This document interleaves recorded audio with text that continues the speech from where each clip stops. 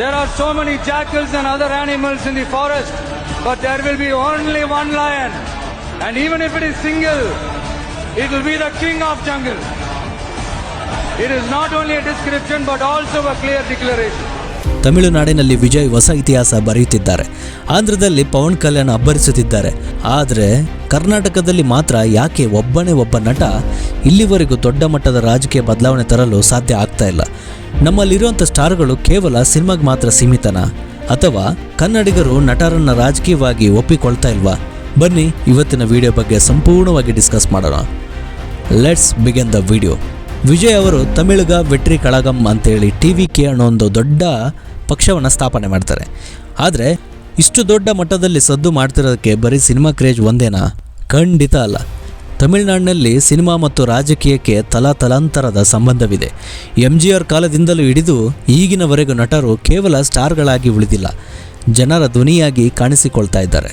ವಿಜಯ್ ಅವರು ಸದ್ದಿಲ್ಲದೆ ಕಳೆದ 5-6 ವರ್ಷಗಳಿಂದ ತಮ್ಮ ಅಭಿಮಾನಿ ಬಳಗವನ್ನು ವಿಜಯ್ ಮಕ್ಕಳ್ ಹಿಯಕಂ ತಳಮಟ್ಟದಲ್ಲಿ ಕೆಲಸ ಮಾಡಲು ಬಿಟ್ಟಿದ್ದರು. ಶಿಕ್ಷಣ, ಉಚಿತ ಊಟದಂತಹ ಯೋಜನೆಗಳ ಮೂಲಕ ಅವರು ಜನರ ಮನೆಗೆ ತಲುಪಿದರು.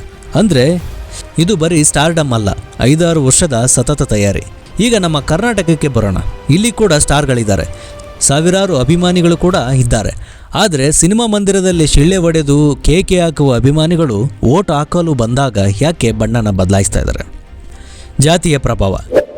ಕರ್ನಾಟಕದಲ್ಲಿ ರಾಜಕೀಯ ಅಂದರೆ ಜಾತಿಯ ಸಮೀಕರಣ.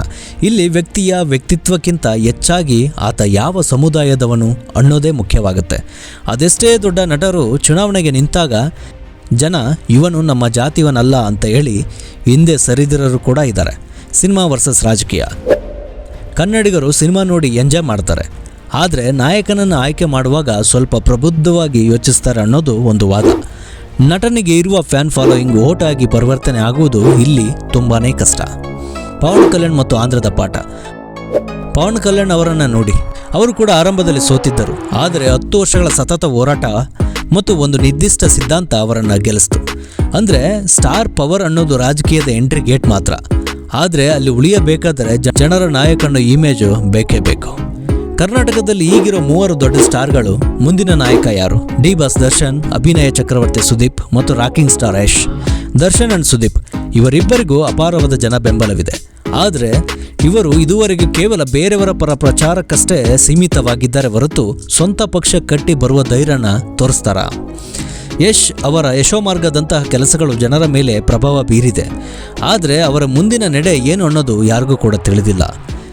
ಒಂದು ವೇಳೆ ಈ 3ರಲ್ಲಿ ಯಾರಾದರೂ ರಾಜಕೀಯಕ್ಕೆ ಬಂದರೆ ಕರ್ನಾಟಕದಲ್ಲಿ ಜನ ಜಾತಿ ಬಿಟ್ಟು ಇವರಿಗೆ ಸಪೋರ್ಟ್ ಮಾಡ್ತಾರಾ? ಅಥವಾ ಇಲ್ಲಿ ಸಿನಿಮಾ ಸ್ಟಾರ್ಗಳು ರಾಜಕೀಯದಲ್ಲಿ ಗೆಲ್ಲೋದು ಅಸಾಧ್ಯನಾ? ನಿಮ್ಮ ಪ್ರಕಾರ ಕರ್ನಾಟಕದಲ್ಲಿ ಸಿನಿಮಾಗಿಂತ ಜಾತಿ ದೊಡ್ಡದಾ? ವಿಜಯ್ ತಮಿಳುನಾಡಿನಲ್ಲಿ ಗೆದ್ದ ಹಾಗೆ ನಮ್ಮಲ್ಲಿ ಯಾರು ಗೆಲ್ಲಬಹುದು? ದರ್ಶನ್ ಅವರ, ಸುದೀಪ್ ಅವರ ಅಥವಾ ಯಶ? ನಿಮ್ಮ ಅಭಿಪ್ರಾಯವನ್ನು ಕಮೆಂಟ್ ಮಾಡಿ ತಿಳಿಸಿ.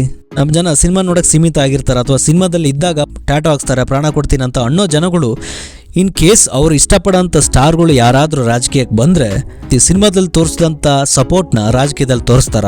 ಜಾತಿ ವ್ಯವಸ್ಥೆ ಅನ್ನೋದು ಇರೋದು ರಾಜಕೀಯದಲ್ಲಿ ಮಾತ್ರ. ಸಾರ್ವಜನಿಕರ ಮಧ್ಯೆ ಯಾವುದೇ ರೀತಿ ಜಾತಿ ಅನ್ನೋದಿಲ್ಲ.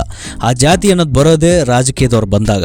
ಸೊ ಈ ರಾಜಕೀಯದಲ್ಲಿ ಇರೋಂಥ ಜಾತಿನ ಬಿಟ್ಟು ನಿಜವಾದ ಲೀಡರ್ನ ಆಯ್ಕೆ ಮಾಡೋದ್ರಲ್ಲಿ ಈ ಸರಿ ನಮ್ಮ ಕರ್ನಾಟಕ ಮುಂದಾಗುತ್ತಾ? ಅಥವಾ ಇಷ್ಟು ವರ್ಷ ಆದಂಗಾಗಲಿ ಮಾದಪ್ಪನ ಜಾತ್ರೆ ಅಂತ ಹೇಳ್ಬಿಟ್ಟು ಅದೇ ರೀತಿ ನಮ್ಮ ಜನಗಳು ಕುರಿತರ ತಮ್ಮ ಓಟ್ಗಳನ್ನ ಮಾರ್ಕೊಂಡ್ಬಿಟ್ಟು ಯಾರನ್ನೋ ಒಬ್ಬರನ್ನ ಓಟ್ ಮಾಡಿ ಗೆಲ್ಲಿಸಿ ಇದೇ ರೀತಿ ಜೀವನ ಮಾಡ್ತಾರ?